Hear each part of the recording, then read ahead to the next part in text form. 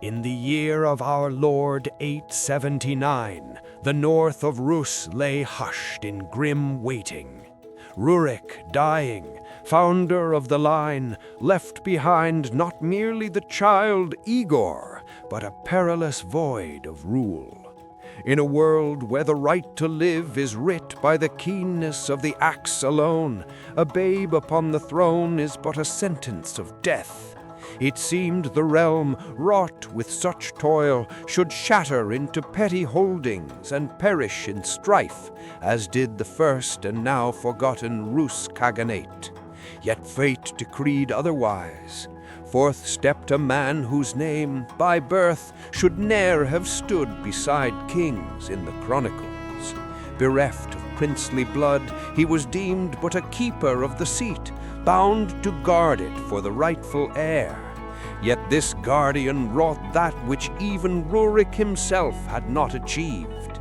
Behold the paradox of Oleg the seer, a shadow that became the true shaper of the Rus dominion. If Rurik laid the foundation in the frozen mire of Ladoga, his vassal forged scattered tribes into one iron host, stretching from Varangian cliffs unto the golden domes of Byzantium. This is the tale of the craftiest usurpation in the early annals of Rus, how guile and disguise won Kiev, the mother of Rus cities, without long siege. How a shield set upon the gates of Tsargrad was no mere boast of a savage victor, but a cunning token compelling the Second Rome to treat the northerners as equals. We read the Pact of 9/11, the first writ of Rus diplomacy, wherein the names of the Northmen first sound as one people. And we ponder the death of Oleg the seer, whether by chance of a serpent's bite, or the hidden end of strife betwixt old priests and princely will. For crowns are not ever granted by blood. At times they are forged of fortune, steel, and utter ruthlessness. Rurik remained a ghost of the north. Oleg became lord of the south. The long ships are loosed upon the waters. The road from the Varangians to the Greeks awaits its masters. The year 882, Rurik's stronghold. The great Pohod begins. The north, bound by ice and forest, nears its turning. Oleg, lord of the lands by the Volkhov, beheld the harsh truth of trade. Furs lay in heaps, yet markets were afar. The Volga road, once rich with Arab silver, waned with the troubles of the Caliphate. He looked not as merely a raider, but as a war-wise lord. To remain in the northern woods was to wither in isolation. Wealth lay southward, where the Dnieper flows to the sea, and the riches of Byzantium. Yet between stood vast lands of tribes and rivals. Not a band, but an army was needed. Varangians, Chud, Slavs, Merya, Ves, Krivichians, all were gathered beneath one banner.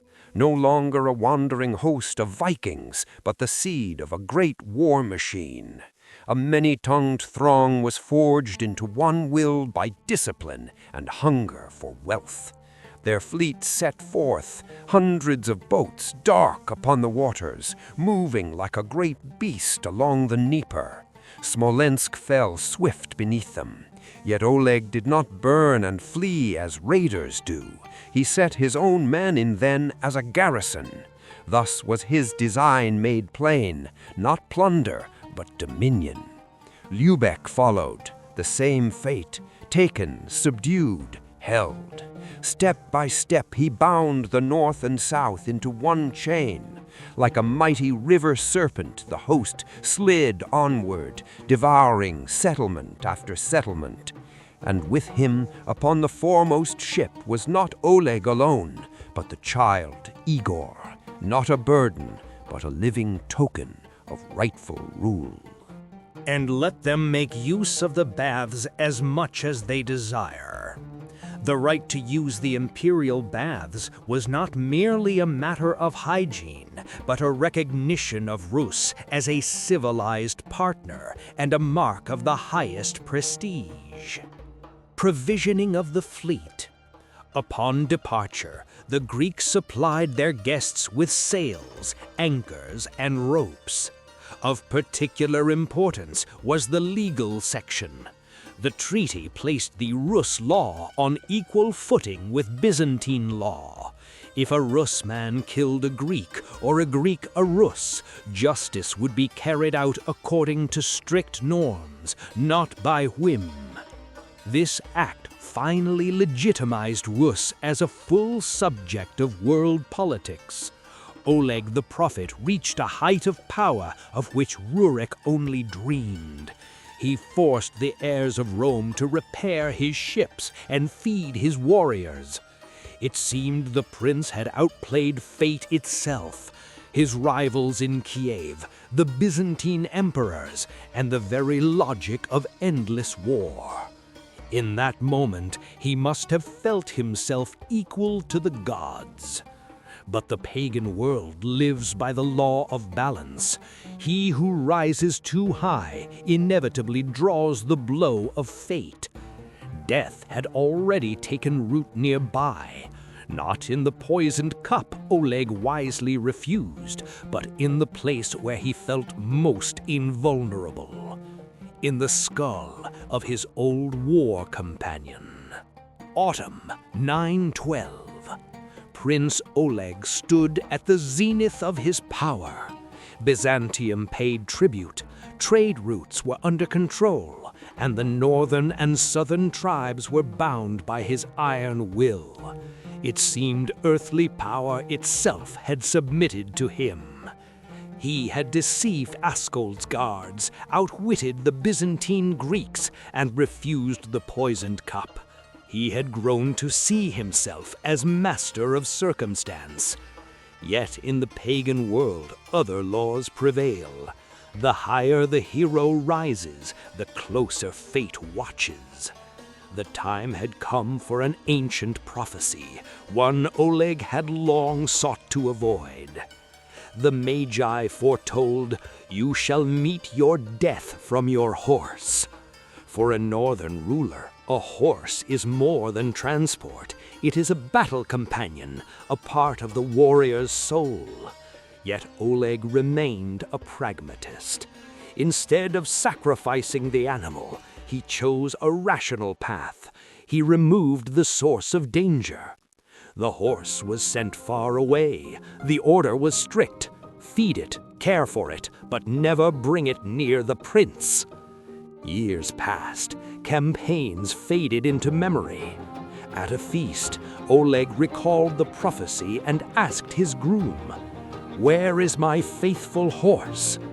The answer rang like a funeral bell. "It is dead." In that moment, Oleg felt absolute triumph. Reason had overcome mysticism.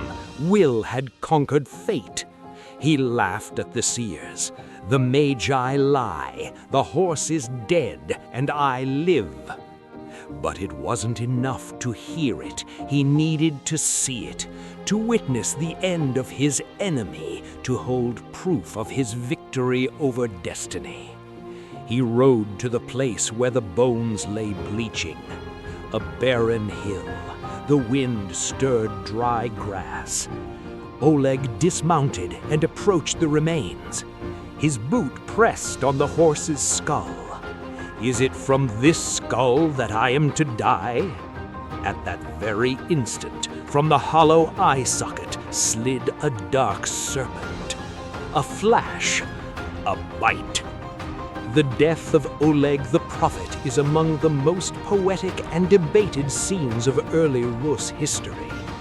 Modern historians see in it a wandering literary motif. The tale closely mirrors the Scandinavian saga of Orvar Odd, who was likewise foretold his death, sought to evade it, and ultimately died.